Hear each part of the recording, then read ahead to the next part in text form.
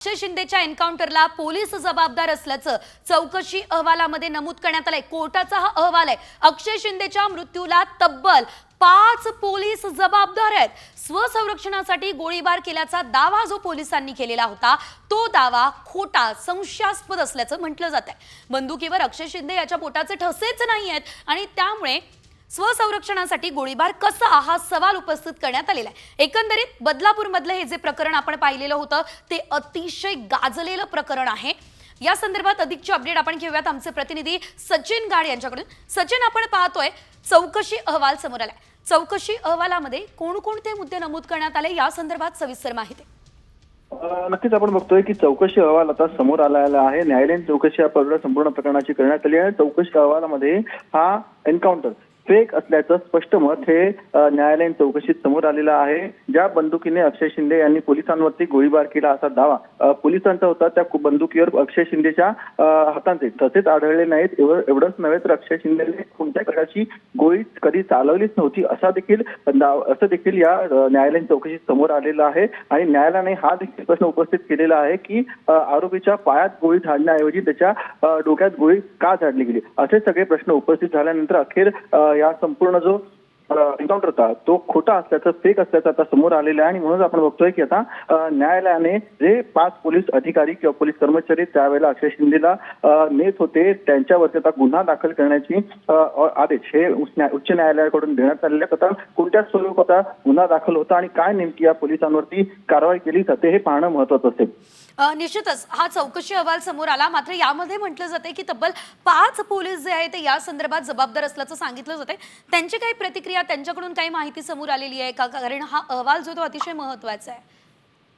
नक्कीच अद्याप त्या पोलिसांकडून कोणत्याही प्रकारची प्रतिक्रिया आलेली नाहीये, कारण आता ते सगळे पोलीस जे अक्षय शिंदे सोबत त्यावेळेला होते ते सगळे आता आरोपीच्या पिंजऱ्यात आहेत। आता त्यांच्यावरती नेमका कोणत्या स्वरूपाचा गुन्हा दाखल केला जातो, कधी हा गुन्हा दाखल होतो आणि काय नेमकी या पोलिसांवरती कारवाई केली जाते हे पाहणं महत्त्वाचं असेल। सुरुवातीला या पोलिसांचा सस्पेन्शन केलं जाईल। आणि सचिन, एक महत्त्वाचा मुद्दा की हा एन्काउंटर मग फेक एन्काउंटर होता का, हा देखील मुद्दा उपस्थित झालाय। या संदर्भात अपडेट तुमच्याकडून घेत राहू। तुर्तास धन्यवाद दिलेल्या या सर्व माहितीसाठी।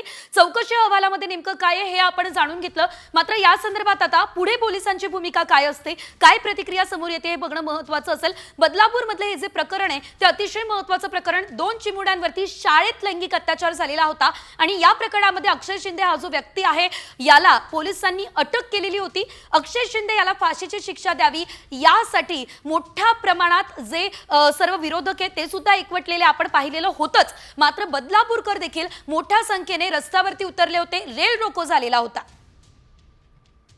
काही घटनेमध्ये कोणी व्यक्ती जर दोषी असेल तर त्याच्यावर कारवाई झालीच पाहिजे। हे राज्याचे गृहमंत्री आदरणीय देवेंद्रजी फडणवीस यांची भूमिका ही सातत्याने मांडतात आणि आम्ही आयोग म्हणून देखील अशा ज्या घटना आहेत कायद्याच्या चौकटीतून आरोपीला शिक्षा आणि पीडितेला न्याय देण्याची जबाबदारी आहे हे आपण सातत्याने सांगत असतो। त्याच्यासाठी आमचा पाठपुरावा आहे। आपल्या माध्यमातून अशा काही घटना आमच्यापर्यंत पोहोचत असतील तर निश्चितपणाने आम्ही त्यांच्यावरती कारवाई करण्याच्या सूचना देऊ।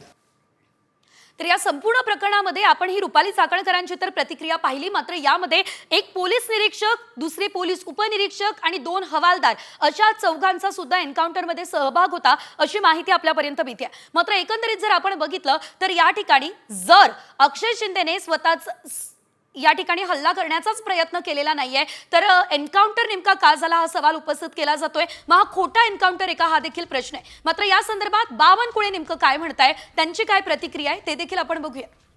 मला त्या अहवाल काय मी वाचला नाही आहे, त्यामुळे या अहवालावर टिप्पणी करणे मी आत्ता योग्य तरी वाटत नाही। कारण न्यायालयाचा कुठला अहवाल आहे, कुठल्या जो समितीने अहवाल दिला आहे तो मला जर एकदा बघावं लागेल, मगच बोलावं लागेल।